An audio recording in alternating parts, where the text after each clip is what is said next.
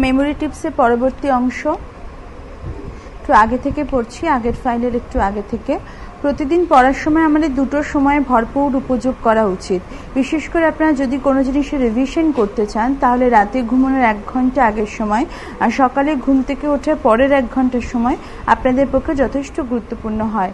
আপনাদের মস্তিষ্কে এই সময় নতুন কোনো জিনিস গ্রহণ করার পক্ষে বেশি মাত্রায় তরতাজা হয়ে থাকে। এজন্য যে কোনো নতুন জিনিস মনে রাখার জন্য দুটো সময় কাজ করা উচিত। চেইন মেথড, যে কোনো জিনিস মুখে বলে মনে রাখাটা কি ভালো নয়? এটা আপনাদের পড়ার সময় আর যে কোনো জিনিস দ্রুত মনে করার জন্য যথেষ্ট উপযোগী হয়। চেইন কি? চেইন দুটো অবজেক্টকে পরস্পরের সাথে যুক্ত করে। উদাহরণ হিসাবে আপনারা যখন সাইকেল চালান আর সাইকেল প্যাডেলে চাপ দেন তখন এনার্জি চেইনের দ্বারা সাইকেলের চাকাগুলো ট্রান্সফার হয়ে পড়ে, এর ফলে সাইকেলের সামনের দিকে এগিয়ে চলে। এই চেইন মেথড আপনাদের পড়ায় ব্যবহৃত হয়। তাহলে আপনার স্টাডি রুমে বসে বই পড়ুন আর চোখ বন্ধ করে কোনো জিনিসের ব্যাপারে চিন্তাই করুন। চেইন মেথড সিদ্ধান্ত কাজ করে।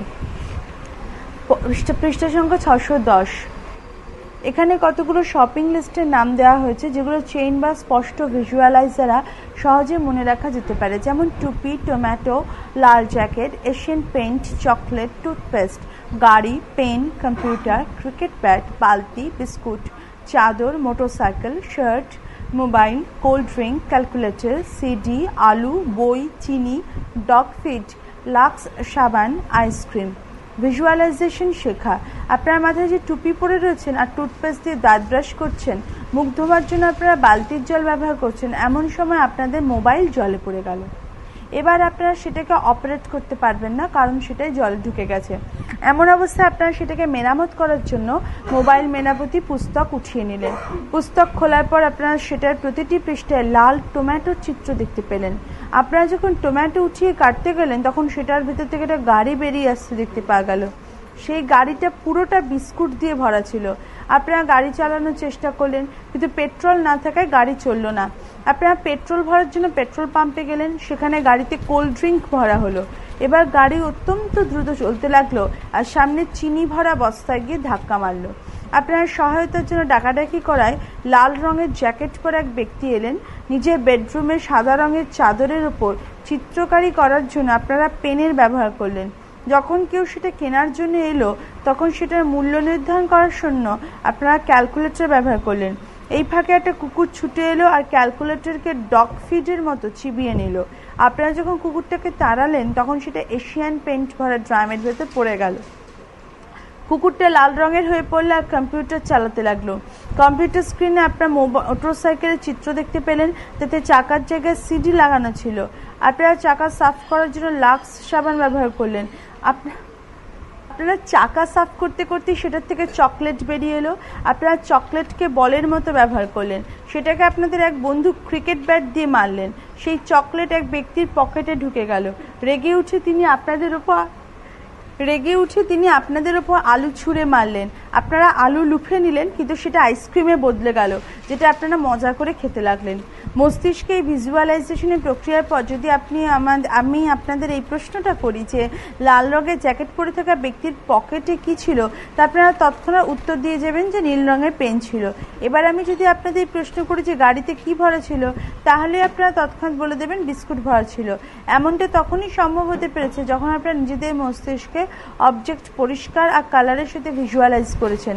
এই সমস্ত জিনিসের উপর বেশি মনোযোগ দেওয়ার কারণে সেগুলো মেমোরিতে লম্বা সময় পর্যন্ত সুরক্ষিত থাকে। এবার যে শপিং লিস্ট আপনাদের আগে পড়লাম সেগুলো আপনারা একটি পরিষ্কারভাবে ভিজুয়ালাইজ করে করে কোথাও একটি মুখে বলুন অথবা লিখে নিন। এটা আপনাদের জানাবে যে আপনারা চেইন মেথডে ব্যবহার করে সেকেন্ডের মধ্যে কিভাবে এই সমস্ত জিনিস ক্রমানুসারে মনে রেখেছেন। শেপ মেথড, পৃষ্ঠা 611। আমরা প্রায় এমনটা দেখতে পাই যে নিজেদের জীবনের ঘটনায় ব্যবহৃত নম্বর আমরা ভুলে যাই, কারণ সেগুলো আমাদের পক্ষে অনুপযোগী হয়।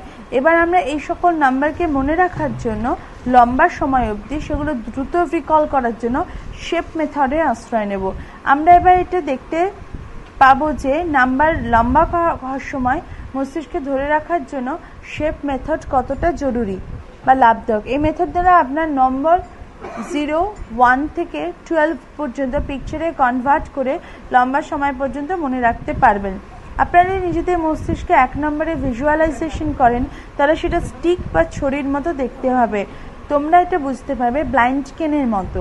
এই প্রকার 2 নম্বরে আপনাদের যদি হাঁসের মতো দেখতে লাগে, 3 নম্বর আপনাদের হৃদয়ের মতো দেখতে লাগবে, 4 নম্বর আপনাদের চেয়ারের মতো দেখতে লাগবে, 5 নম্বর আপনাদের হুকের মতো দেখতে লাগলো, 6 নম্বরে হকি স্টিক, 7 নম্বর ল্যাম্পপোস্ট, 8 নম্বর চশমা, 9 নম্বর লালিপপ, 10 নম্বর আপনারা ব্যাট বলের মতো দেখতে পাবেন। এই খালি স্থানগুলোতে এই সমস্ত আকৃতি দ্বারা ভর্তি। এরপর 11 নম্বরকে নেব। 11 নম্বর একটি রাস্তার মতো দেখতে লাগে। এই সমস্ত আকৃতিতে আপনার এই সমস্ত নাম্বারের সাথে যুক্ত ইনফরমেশন মনে রাখতে সহায়তা করবে। শেপ মেথডকে ভালোভাবে বোঝানোর জন্য আমি আপনাদের দৈনন্দিন জীবনযাত্রার উদাহরণ দিচ্ছি। 1, টেলিফোনে বিল জমা করতে হবে। 2, এয়ারপোর্ট থেকে কাউকে রিসিভ করতে হবে। 3, শপিং করতে যেতে হবে। 4, ক্যামেরা মেরামতির দোকানে নিয়ে যেতে হবে। 5, বই বদলানোর জন্য লাইব্রেরি যেতে হবে। 6, মাসির সাথে দেখা করতে যেতে হবে। 7, রেলওয়ে স্টেশন থেকে ভাইকে রিসিভ করতে হবে। 8, প্রিন্সিপালের সঙ্গে দেখা করতে হবে। 9, দাঁতের ডাক্তারের কাছে যেতে হবে। 10, বোর্ড মিটিংয়ে সামিল হতে হবে। 11, অটল বিহারী বাজপেয়ীকে ডিনারে নিমন্ত্রণ জানাতে যেতে হবে। 12, টিভিতে মনের মতো অনুষ্ঠান দেখতে হবে। এবার আপনাদের নম্বর মনে রাখার জন্য শেপের সাথে যুক্ত হতে হবে। এখানে আপনাদের ভিজুয়ালাইজেশন করার জন্য মানসিক চিত্রণ, এই সমস্ত জিনিস মনে রাখার কাছে আপনাদের সহায়তা হয়। এই সমস্ত জিনিস পরিষ্কার রঙিন রূপে ভিজুয়ালাইজ করেন। ইমাজিনেশন, আপনাদের একটার সময় টেলিফোন বিল জমা দেওয়া করতে হবে। কোনো একটা স্টিক বা ছড়ির মতো দেখতে লাগে এককে। এমনটা কল্পনা করুন যে আপনি নিজেদের কোনো বন্ধুকে ফোন করছেন, আপনার নাম্বার ডায়াল করার জন্য এর কাজে একটা স্টিকের ব্যবহার করছেন। 2টোর সময় আপনাদের কাকাকে রিসিভ করে যেতে হবে, তাই জন্য এয়ারপোর্টে যেতে হবে। আপনাদের কাছে হাঁসের মতো দেখায় 2কে। এমনটা কল্পনা করুন যে আপনি হাঁসের পিঠে করে কাকাকে রিসিভ করতে যাচ্ছেন। 3টের সময় শপিংয়ে যেতে হবে।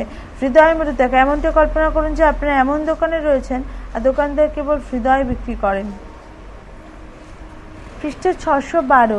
4টের সময় আপনাদের ক্যামেরা মেরামতের জন্য যেতে হবে। 4 নম্বর চেয়ারের মধ্যে দেখায়। কল্পনা করুন যে আপনারা নিজেদের বাড়ির চেয়ারের উপর ক্যামেরা রেখেছেন, সেটা বেশ কয়েক ভাগে ভেঙে গেছে। 5টার সময় আপনাদের বই বদলানোর জন্য লাইব্রেরি যেতে হবে। 5 নম্বর আপনার কাছে হুকের মতো দেখায়, এটা লাইব্রেরিতে সব থেকে ওপরের তাকে রাখা হয়েছে। 6টার সময় আপনাদের মাসির সাথে দেখা করা যেতে হবে। 6 নম্বর আপনাদের কাছে হকি স্টিকের মতো দেখায়। এমনটা কল্পনা করুন যে আপনারা নিজেদের মাসির সাথে হকি খেলছেন। 7টার সময় আপনার ভাইকে রিসিভ করতে যেতে হবে রেলওয়ে স্টেশনে। আপনার নম্বর 7কে ল্যাম্পপোস্টের সাথে যুক্ত করা হয়েছে। এমনটা কল্পনা করুন ট্রেন আসছে কিনা দেখার জন্য আপনার ল্যাম্পপোস্টে চড়েছেন। 8টার সময় আপনার প্রিন্সিপালের সঙ্গে দেখা করতে হবে। নম্বর 8 লাগানো কাছে চশমার মতো দেখার। এমনটা কল্পনা করুন যে আপনারা প্রিন্সিপালকে চশমা উপহার দিচ্ছেন। 9টার সময় আপনার দাঁতের ডাক্তারের কাছে যেতে হবে। নাম্বার 9, আপনাদের কাছে লালিপপের মতো দেখায়। এমনটা কল্পনা করুন যে লালিপপ খাওয়ার কারণে আপনার দাঁতে যন্ত্রণা হচ্ছে। 10টার সময় আপনাদের বোর্ড মিটিংয়ে যেতে হবে। নম্বর 10, আকারে ব্যাট বলের মতো দেখায়।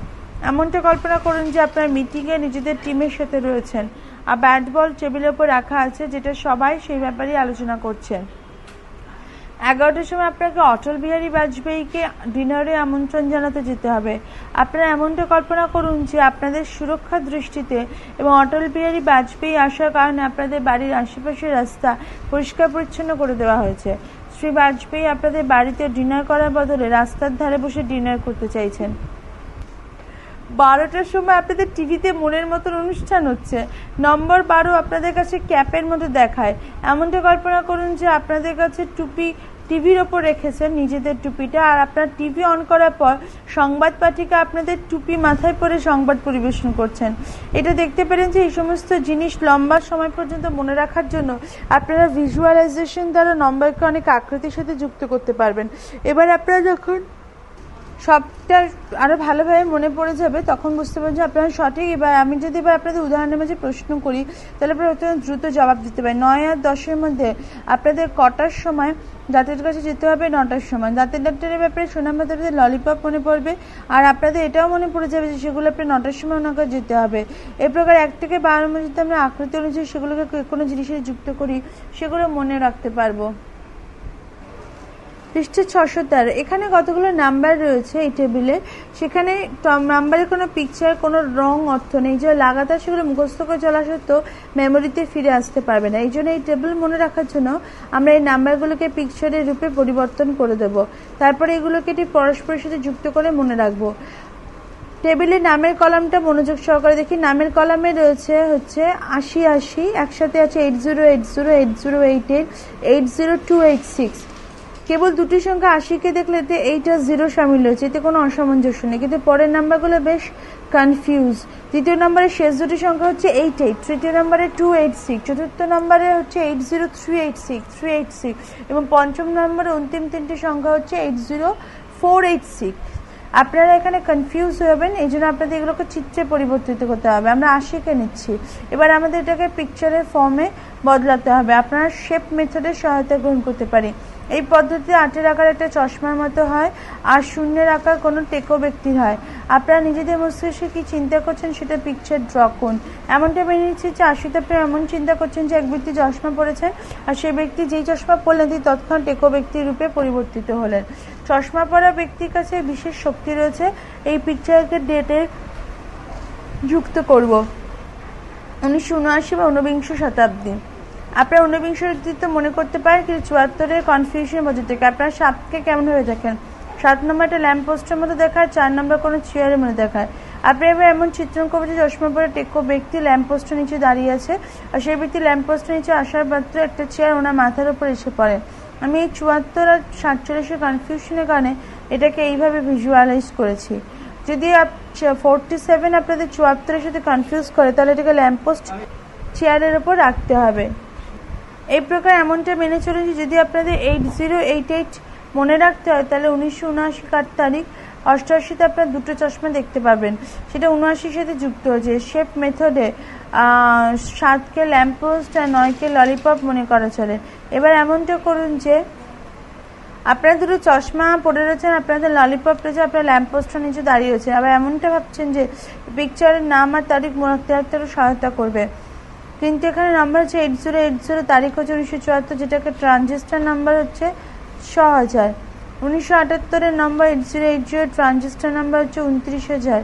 1982-তে নাম্বার 80286, ট্রানজিস্টার নাম্বার হচ্ছে 134000। এই সকল নাম্বারের মধ্যে একটা জিনিস কমন, সেটা হচ্ছে 30, যাতে কোনো কনফিউশন নেই, সেটা হচ্ছে 9, 29 আর 41। এবার আমাদের এই সমস্ত নম্বর মনে রাখার টেকনিকের সন্ধান করতে হবে। যদি প্রথম লাইনটা দেখি, যাতে ট্রানজিস্টার নাম্বার হচ্ছে 6000, তাহলে আমরা এই 6 অঙ্কের আকৃতি দেখতে পাই।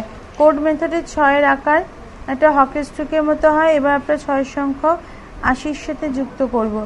আপনাকে এমনটা ভিজুয়ালাইজ করতে পারছেন যে এক ব্যক্তি চশমা পর ল্যাম্পপোস্টের নিচে দাঁড়িয়েছিলেন, আর তার উপরে চেয়ার এসে পড়ে, উনি রেগে উঠেছিলেন। উনি এক হকি স্টিক হাতে তুলে না এটা সন্ধান করতে থাকেন যে কে তার উপর চেয়ার ছুঁড়ে মারে। পৃষ্ঠা 614। এই পদ্ধতিতে আপনারা যখন কোনো ভালো পিকচার দেখেন, তখন সেটা আপনাদের মস্তিষ্কে লম্বা সময় পর্যন্ত থেকে যায়। এই সিদ্ধান্তকে হাসি ঠাট্টার সিদ্ধান্ত বলা হয়। আমরা এমনটা বলতে পারি যে যে জিনিস অন্য সব কিছুর থেকে আলাদা, মজার বা অসম্ভব হয়, সেটা আপনাদের মস্তিষ্কে লম্বা সময় পর্যন্ত সুরক্ষিত থাকে। আপনাদের এই জিনিসটা এইভাবেই করতে হবে। আপনারা যে জিনিসটাকে দীর্ঘ সময় পর্যন্ত, সেটা কোনো একটা নির্দিষ্ট রূপ তৈরি করুন, আর সেটাকে কোনো অবজেক্টের সাথে সম্বন্ধিত করুন। এবার সেই বস্তু বা চিত্রকে আপনারা চলমান রূপে দেখার চেষ্টা করুন। আমরা এটা শিখছি যে ট্রানজিস্টার 6000-এর সাথে 74-এর তারিখ 8080 মস্তিষ্কে রয়েছে। এমন চেষ্টা করুন যে আপনারা কি অন্য কোনো তারিখ মনে করতে পারেন। কিছুক্ষণ চিন্তা করুন, যখন আমরা পেন্টিয়ামের 1983 ব্যাপারে শোনেন, তখন সেটাকে আপনাদের মস্তিষ্কে কোনো চিত্র তৈরি করে। পেন্টিয়াম আমরা প্যান্টের সাথে যুক্ত করে দেখি। আমরা যখন নিজেদের প্যান্টের পকেটে হাত ঢোকাই তখন 93 অর্থাৎ ললিপপ আমাদের হাতে চলে আসে। আমরা যখন অন্য হাতে পট ঢোকাই তখন 3 অর্থাৎ হৃদয় আমার হাতে চলে আসে। আমরা যদি পিকচারকে নিজেদের মধ্যে রাখি, মস্তিষ্কে রাখি, তাহলে আপনারা সেই ডেটকে ললিপপ বা হার্টের দ্বারা মনে করতে পারবেন। 93 লজিক গেটস। লজিক গেট শেখার জন্য একটা টেবিল আছে, যেমন এটা থেকে স্পষ্টই প্রমাণ হয় যে এটা যে কোনো জিনিসের লজিক দ্বারা বোঝা যেতে পারে। যুক্তি ছাড়া এটা সম্পূর্ণ বেকার। অনেকবার এমনটা হয় যে লজিক কোনো কাজ করে না। কখনো কখনো লজিকের সাথে মেমোরি টেকনিকেরও প্রয়োজন পড়ে, কিন্তু এর নাম আর চিহ্ন কীভাবে বোঝা যাবে তার জন্য মেমোরি টেকনিকের আবশ্যকতা হয়, যেমনটা আপনারা কম্পিউটার ইউ সেকশনে দেখেছেন। এর ব্যাখ্যা আপনারা আগেই করেছে যে জিনিসটাকে ঠিকভাবে শিখতে হবে আর সেটাকে লম্বা সময় পর্যন্ত মনে রাখতে হবে, তাতে নিজেদের একটি বড় ইউনিটের রূপে দেখুন। এটা মস্তিষ্কের সিদ্ধান্ত হয় যে আমরা যদি কোনো জিনিসকে ছোট করে দেখি তাহলে সেটা আপনাদের মস্তিষ্কে কম সময়ের জন্য সুরক্ষিত থাকে, কিন্তু আমরা যখন জিনিসটাকে বড় করে দেখি তখন সেটা আমাদের মস্তিষ্কে লম্বা সময় পর্যন্ত থাকে। নির্বাচনের সময় আপনারা দেখে থাকবেন যে প্রত্যেক প্রার্থী নিজেদের বড় বড় হোর্ডিং লাগান, যাতে লোকেদের মস্তিষ্কে তাদের ছবি লম্বা সময় পর্যন্ত সুরক্ষিত থাকে। এটা হচ্ছে কেন জিনিসকে লম্বা সময় পর্যন্ত মনে রাখার সিদ্ধান্ত। একে বাড়িয়ে চড়িয়ে পেশ করার সিদ্ধান্ত বলা যায়। প্রায় আপনারা এমনটা দেখে থাকেন যে আপনাদের প্রতিবেশী কোনো মহিলা আপনাদের কাছে আপনার বাচ্চার নামে এমন অভিযোগ নিয়ে আসেন যে ক্রিকেট খেলার সময় আপনাদের বাচ্চার মারা বল সেই মহিলার বাড়ির জানলার কাচ ভেঙে দিয়েছে। উনি সব কিছু যথেষ্ট বাড়ি চুরি পেশ করেন। সেই মহিলা এমনটা মনে করেন যে আপনার মস্তিষ্কে সবকিছু বেশি সময় পর্যন্ত থাকবে। একই বাড়ি চড়িয়ে পেশ করার সিদ্ধান্ত বলা হয়। এর দ্বারা এমনটাই হয় যে কোনো জিনিসকে বড় রূপে দেখা হয়, যার ফলে সেটা মস্তিষ্কে লম্বা সময় পর্যন্ত মজুদ থাকে। উদাহরণ হিসেবে আপনার টেবিলে গেটসের আগের নামটা দেখতে পান, সেটা গ্রাফিক চিহ্ন সেটা সামনে দেওয়া থাকে। এই গ্রাফিক সিম্বল এই টেবিলে অনেকটা ছোট সাইজে দেওয়া হয়। শেখার ক্রমে আপনাদের এটাকে ফুটবল খেলার মাঠ বা নিজেদের স্কুলের খেলার মাঠের উপর চিন্তা করা উচিত। আপনাদের এমনটা করা উচিত যে এক বড় মাঠে এন্ড গেটের চিহ্ন লাগানো আছে আর আপনারা এই মাঠে সেই হোর্ডিংয়ের সামনে দাঁড়ানো। এবার নিজেদের মস্তিষ্ককে একাগ্র করে তুললে আপনারা এটা দেখতে পাবেন যে এন্ড গেট আপনাদের মস্তিষ্ক জুড়ে ছেয়ে রয়েছে। এবার যদি কেউ আপনাদের এন্ড গেটের ব্যাপারে প্রশ্ন করেন তখন আপনারা গেট, ইনভার্টার গেট ইত্যাদি চিহ্নের ব্যাপারে বলে দিতে পারবেন, কারণ সবকিছু চিহ্ন কোনো না কোনো রূপে একে অপরের সাথে যুক্ত হয়ে গেছে। এগুলোকে আলাদা করা যথেষ্ট মুশকিল। আপনারা যদি এন্ড গেটকে কোনো ফুটবল মাঠের সাথে ভিজুয়ালাইজ করেন তাহলে আপনারা সহজেই অন্য চিহ্নগুলোকেও প্রায় একই রকম পরিস্থিতিতে মানতে পারবেন। পৃষ্ঠা 615। এমনটা মেনে নিন যে গেট এত বড় শপিং কমপ্লেক্সের সামনে রয়েছে আর ইনভার্টার গেট তাজমহলের সামনে রয়েছে, এমনকি সেগুলো এন্ড গেটের মধ্যে আকারে বড় হয়। এই প্রকার আপনার ইনভার্টার চিহ্নকে তাজমহলের পাশে ভিজুয়ালাইজ করেন। এবার যখন কোনো জিনিসকে মস্তিষ্কে ভিজুয়ালাইজ করেন তখন আপনাদের চিন্তা করার শক্তি যথেষ্ট দ্রুত হয়। এই সময় অন্তরালে আপনারা এক নতুন নিয়মে পালন করেন। আপনারা সবকিছু সময় বা কিছুদিনের অন্তরালে অ্যান্ড গেট আর ফার্স্ট এডকে ভিজুয়ালাইজ করেন। এই জন্য এই দুটো আপনাদের মস্তিষ্কে একসাথে মিশে যায় না আর দুটোর মধ্যে পার্থক্য সহজেই খুঁজে পাওয়া যায়। Flow chart. আপনারা যখন কোনো ফ্লো চার্ট দেখবেন তখন আপনারা বেশ কিছু স্টেপ দেখতে পাবেন। প্রত্যেকটি স্টেপে কোনো না কোনো লজিক থাকে, প্রত্যেকটি লজিকে কোনো না কোনো স্টেপ থাকে। ফ্লো চার্টের গুরুত্বপূর্ণ ভাগ এতে সামিল স্টেপই হয়। ফ্লো চার্টে দেওয়া স্টেপের ক্রম যথেষ্ট গুরুত্বপূর্ণ হয়, কারণ আপনাদের সেটাকে ক্রমে লিখতে হয়। এমনটা ধরে নিন যে আপনারা একটা ফ্লো চার্ট তৈরি করেছেন আর সেটাকে ভুল স্টেপে রাখা হয়েছে, তাহলে সেটার অর্থই পাল্টে যাবে আর আপনাদের ফ্লো চার্ট ভুল হয়ে পড়বে। ধরে নিন যে আপনারা বিজ্ঞানের ছাত্রছাত্রী আর আপনাদের ক্রিস্টালাইন ম্যাটেরিয়াল ভৌতিক বিশেষত্ব লিখতে দেওয়া হয়েছে, তো এমনটা ধরে নিন যে আপনাদের ক্রিস্টালাইন ম্যাটেরিয়ালে 5টি ভৌতিক বিশেষত্ব লিখেছেন, তাহলে আপনারা সেগুলো যে কোনো ক্রমে লিখতে পারেন, কারণ এগুলো ক্রম দ্বারা ক্রিস্টালাইন ম্যাটেরিয়ালে ভৌতিক বিশেষত্বের উপর কোনো পার্থক্য পড়বে না। কিন্তু ফ্লো চার্টে এগুলো স্টেপের ক্রম বদলানো সম্ভব নয়। যদি একটা স্টেপও ভুল হয়ে পড়ে তাহলে পুরো ফ্লো চার্টটাই বেকার হয়ে পড়বে আর আপনাদের পুরো নম্বরটাই কাটে যাবে, কারণ ফ্লো চার্টের প্রতিটি স্টেপে কোনো না কোনো লজিক থাকে। আপনাদের পক্ষে সেটা মজুত রাখা লজিককে জানাটা অত্যন্ত জরুরি হয়। যে কোনো জিনিসকে নির্দিষ্ট ক্রমে মনে রাখার জন্য আপনারা চেইন মেথডের ব্যাপারে এর আগে পড়েছেন। পদ্ধতির দ্বারা আপনারা কেবল সেটার সাথে সম্বন্ধিত বস্তুর ব্যাপারে জানতে পারবেন, আবার সেটা নিশ্চিত ক্রমের ব্যাপারেও জানতে পারবেন। আপনারা যদি যে কোনো জিনিস শেখা বা মনে করার সিদ্ধান্তকে অ্যাপ্লাই করতে পারেন। কিন্তু অনেকবার ফ্লো চার্ট এতটা লজিক্যাল হয় যে আপনার চেইন মেথড যারা সেটা শিখতে পারেন। উদাহরণ জন্য ফ্লো চার্ট দেখুন, কোনো কর্মচারীর স্যালারি, ডিএ, পিএফ আর এইচআরএ কে একসাথে মিলিয়ে তার উপার্জন গণনা করতে হবে। এমন পরিস্থিতিতে স্টেপার লজিক না বুঝে এই কাজটা করা আপনাদের পক্ষে অত্যন্ত কঠিন হয়। এই ফ্লো চার্ট তৈরি করার জন্য আপনাদের এটার ডিটেল বুঝতে হবে। এছাড়া ফ্লো চার্টের অর্থ ফিচার্সও আপনাদের বুঝতে হবে। বেসিকের অর্থ হচ্ছে বেসিক স্যালারি, ডি এর অর্থ হচ্ছে দৈনিক ভাতা, পিএফ এর অর্থ হচ্ছে প্রভিডেন্ট ফান্ড এবং এইচআর এর অর্থ হচ্ছে আবাস ভাতা। যদি আপনাদের মস্তিষ্কে এই সমস্ত কিছু স্পষ্টরূপে না থাকে তাহলে আপনাদের পক্ষে কাজটা করা যথেষ্ট মুশকিল হবে। সবার প্রথমে আপনাদের এটা চিন্তা করতে হবে যে এইসব স্টেপ কেন নেওয়া হয়েছে আর ফ্লো চার্টে যেগুলো কেন মজুদ রয়েছে। এই সব কিছু আপনাদের মস্তিষ্কে অত্যন্ত স্পষ্ট হওয়া উচিত। এই সমস্ত ফিচার্সের ব্যাপারে জানার জন্য এবার আপনাদের পেমেন্টের গণনা করতে হবে। এবার আবার কর্মচারী বেসিক উপার্জন জানবো, তার এইচআরএ আর পিএফ এর ব্যাপারেও জানবো। এই সমস্ত কিছু লেখার পর আমরা কর্মচারী মোট বেতনও লিখতে পারি, সেটা বেসিক উপার্জন প্লাস এইচআর প্লাস পিএফ এর সমান হয়, কারণ পিএফ পরে দেওয়া হবে। এই জন্য এমন পরিস্থিতিটা স্যালারি থেকে কাটা হবে, এই জন্য টোটাল নতুন স্যালারি হবে। এই পরিমাণ হবে যদি কোনো ব্যক্তি আপনাদের নেম পেমেন্টে গণনা করার জন্য বলেন যে, তাহলে সেটা গণনা করার জন্য সকল স্টেপস অ্যাপ্লাই করা হবে। এই প্রকার কোনো ফ্লো চার্টের জন্য আপনাদের সেটার লজিক আর বাস্তবিক জীবনে সেটার উপযোগের ব্যাপারে জানাটা জরুরি। আপনার ফ্লো চার্ট ভিজুয়ালাইজেশনের দ্বারা শিখতে পারি। পৃষ্ঠা 616, আপনাদের যদি মোট বেতন গণনা করতে হয় তাহলে আপনারা যে স্টেপে পালন করবেন না সেই সময় সেটাকে লজিক্যালি লিখবেন, তখন ফ্লো চার্টে সেই ভাগ বিশেষ গণনার সমান হবে, তা ফ্লো চার্টে সেই অ্যাক্টিভিটির সমান হবে। এই জন্য যদি কোনো ফ্লো চার্ট সাধারণ হয় তাহলে আপনার সেটাকে লজিকের রূপে বুঝতে হবে, এরপর সেটাকে নিজের সাথে যুক্ত করতে হবে, তারপর সেটা আপনাদের মুখস্থ হয়ে পড়ে আর আপনারা সহজে সেটাকে শিখতে পারেন। এভাবে আমরা আগে ভিজুয়ালাইজেশন মেথড স্পষ্ট করেছি। ধরে নিন আপনারা আরও একটা ফ্লো চার্ট দেখলেন, যদি আপনাদের আয়তের পরিমাপ জানা যাবে। এবার আপনারা এমনটা চিন্তা করুন যে যদি আপনাদের আয়তের পরিমাপ জানতেই হয় তাহলে সেটার জন্য কোনো স্টেপ জরুরি হবে। সবার প্রথমে আপনাদের সেটা দৈর্ঘ্য আর প্রস্থ জানা উচিত, তারপর সেটার পরিমাণ গণনা করার জন্য আপনাদের ফর্মুলা ব্যবহার করা উচিত। এর ফর্মুলা হচ্ছে এই লজিককে বুঝে আপনারা ফ্লো চার্ট তৈরি করতে পারেন। এই লজিককে না বুঝে আপনি এর উপর মেমোরি টেকনিক অ্যাপ্লাই করতে পারবেন না। এটা করার জন্য এই লজিক আপনাদের মাথায় ঢুকবে। এবার আপনাদের পক্ষে এই ফ্লো চার্ট আরও বোঝা আর মনে রাখা অনেকটা সহজ হয়ে পড়বে। এবার উদাহরণ নিন জীবন স্তর বজায় রাখার case study. Personal management application বুঝুন, যাতে প্রত্যেক কোম্পানি পার্সোনাল ডিপার্টমেন্টে প্রত্যেক কর্মচারীর বিষয়ে নিম্নলিখিত তথ্য নিজের কাছে রাখবে: কর্মচারীর নাম্বার, নাম, পিতার নাম, ঠিকানা, জন্ম তারিখ, জয়েনিং ডেট, পদ, পে স্কেল, শিক্ষাগত যোগ্যতা, অভিজ্ঞতা। যদি আপনাদের এই সমস্ত তথ্য দ্বারা ক্রমানুসারে কোনো কর্মচারী ফ্লো চার্ট তৈরি করা হয় তাহলে আপনাদের মস্তিষ্কে এই ক্রম অবশ্যই থাকা উচিত।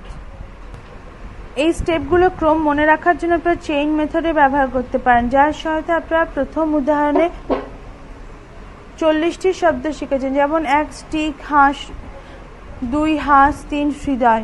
প্রথমে এটিকে স্টিকের সাথে যুক্ত করুন, তারপর হাঁসের সাথে তৃতীয় নম্বরে হার্টকে যুক্ত করুন। এই প্রকারে আপনারা এই সমস্ত স্টেপগুলোকে এক মালার মতো গাঁথতে পারবেন। আপনারা পরিস্থিতি বুঝে নিজেদের এর সাথে যুক্ত করে দেখেন। যদি আপনাদের এই পরিস্থিতিতে নির্ধারিত রূপে রাখতে হয় বা ফ্লো চার্ট তৈরি করতে হয় তাহলে আপনাদের এটিকে নিজেদের সাথে যুক্ত করতে হবে। আপনারা এই জিনিসটাকে ভিজুয়ালাইজ করবেন আর এটা আপনাকে সেই জিনিসের ব্যাপারে একাগ্র হতে সহায়তা করবে। ফ্লো চার্ট আপনার একাগ্র হয়ে উঠলে আপনাদের মস্তিষ্কের সমস্ত পরিস্থিতি স্পষ্ট হয়ে উঠবে। তারপর ফ্লো চার্ট লেখা বা কাউকে ফ্লো চার্টের ব্যাপারে বলাটা অত্যন্ত সহজ হয়ে উঠবে। Flow chart, programming, chip diagram ইত্যাদি কী করে মনে রাখবেন? আপনারা কি কখনো এমনটা চিন্তা করেছেন যে বিভিন্ন বিষয়ে আপনাদের মস্তিষ্কে আলাদা আলাদা মজুদ থাকে, যেমন নাগরিক শাস্ত্র, বিজ্ঞান আর হিন্দি? এই জন্য যখন আপনারা চিন্তা করেন তখন আপনাদের মূল্যাঙ্কন ভুল হয় কেন? আপনারা নিজেদের শিক্ষা আর পড়াশোনাকে বিভিন্ন ভাগে ভাগ করতে পারবেন, কিন্তু আমাদের মস্তিষ্ক সেটাকেও 2 রূপে স্টোর হয়, একটা নিউ, দুটো ওল্ড।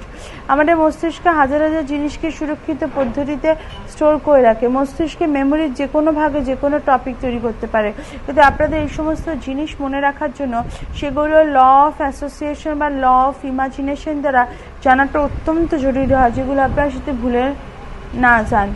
পৃষ্ঠা 617, আপনারা এটা জানেন যে এই টেকনিক দ্বারা যে কোনো জিনিস শিখতে অনেক কম সময় লাগে।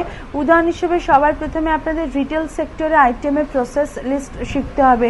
এই ফ্লো চার্ট শেখার জন্য আপনাদের চেইন মেথডে ব্যবহার করতে হবে। প্রথম স্টেপ হচ্ছে এই যে এই ফ্লো চার্টকে দ্রুত পড়ে বোঝাবার চেষ্টা করুন। সবার প্রথমে ফ্লো চার্টের পয়েন্টগুলো পড়ুন আর সেগুলো ক্রম চিনে নিন। দ্বিতীয় স্টেপে আপনাদের এই ফ্লো চার্টের মুখ্য কিওয়ার্ড খুঁজে বার করতে হবে, যাতে আপনারা সেগুলো একটা চেইনের রূপে যুক্ত করে একটা স্টোরির ফর্ম মনে রাখতে পারেন। এটা মনোযোগ সহকারে পড়লে আপনারা নিম্নলিখিত কিওয়ার্ড দেখতে পাবেন। 1 batch report, page 14 flow chart.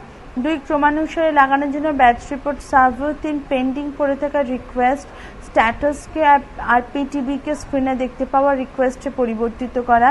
4 report তৈরি করার প্রক্রিয়া। 5 রিপোর্টে প্রিন্ট আউট। 6 প্রিন্টের পরে রিপোর্ট ডিলিট করা অর্থাৎ মেটানো। 7 আরপিটিবিতে বেশি সময় পর্যন্ত দেখতে না পাওয়ার জন্য রিকোয়েস্ট করে। এবার আপনারা চেইন মেথড দ্বারা আন্ডারলাইন্ড কিওয়ার্ডও সাবধানতাপূর্বক দেখবেন। মানসিক কল্পনা। নিজেদের মস্তিষ্কে এমন একটি ইমাজিন কল্পনা করুন যে কোনো ক্লাসের ছাত্ররা আপনাদের স্কুলের ময়দানে দাঁড়িয়ে রয়েছে আর টিচার এমনটা বলছেন, ব্যাচের ছাত্ররা লাইনে দাঁড়াও। লাইনে দাঁড়ানো ছাত্র নিজেদের হাতে একটা দড়ি ধরে রেখেছে, যেটা অন্য প্রান্তটা ট্যাব রয়েছে। ছাত্ররা দড়িতে টান দিলে সেই টাবে এক রাসায়নিক প্রক্রিয়া হলো, ট্যাব থেকে আশ্চর্যটা জিনিস বেরিয়ে এলো। আপনারা সেটাকে নিজেদের হাতে রোগড়ে মেটাতে পারবেন। তারপর আপনারা নিজেদেরই আশেপাশে লোকেদের এমনটা বলতে পারেন যে আপনারা এবার আর কিছুই দেখতে পাচ্ছেন না। এই পদ্ধতিতে আপনারা কিওয়ার্ড চেইনে যে কোনো ফ্লো চার্ট তৈরি করতে পারবেন। এর ফলে একটা স্টোরি তৈরি হয়ে পড়ে। এই চেনের সকল পদ্ধতি আর ক্রম আপনাদের মস্তিষ্কে ব্যবস্থিত হয়ে থাকবে। এর জন্য এইভাবে ফ্লো চার্টের ডান দিকে অংশ শেখা যেতে পারে। সর্বদা এটা মাথায় রাখবেন যে আপনার সকল ইনফরমেশন মেমোরি টেকনিক দ্বারা সামিল করতে হন। পৃষ্ঠা 618 চিপ ডায়াগ্রাম। এই প্রকারে আপনারা চেইন মেথডের দ্বারা চিপ ডায়াগ্রামকেও সহজে মনে রাখুন।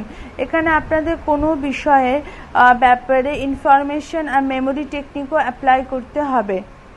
এবার আপনারা চিপ ডায়াগ্রামে বাঁ দিকে দেওয়া শব্দগুলোর ওপর নিজেদের একাগ্রচিত্ত করে তুলবেন। জিএনডি, এডি 14 থেকে 0, এনএমআই, আইএনটিআর, সিএলকে, জিএনডি। এইসব শব্দগুলো মনে রাখা অত্যন্ত কঠিন হয়, কারণ এগুলো কোনো অর্থই হয় না আর এগুলো অনির্দিষ্ট ক্রমে লেখা রয়েছে। আপনারা চেইন মেথডের সহায়তা এগুলোকে বদলাতে পারেন। উদাহরণস্বরূপ জিএনডি, এডি 14 থেকে 0, এনএমআই, আইএনটিআর, সিএলকে, GRINDINE, এডিটা অ্যাড, এনএমআইটা নিম, আইএনটিআরটা এন্টার, সিএলকেটা ক্লক। ভিজুয়ালাইজেশন, কল্পনা বা চিত্রণ। এমনটা কল্পনা করুন যে আপনার গ্রাইন্ডিং মেশিনে নিম পুড়ে দিচ্ছেন।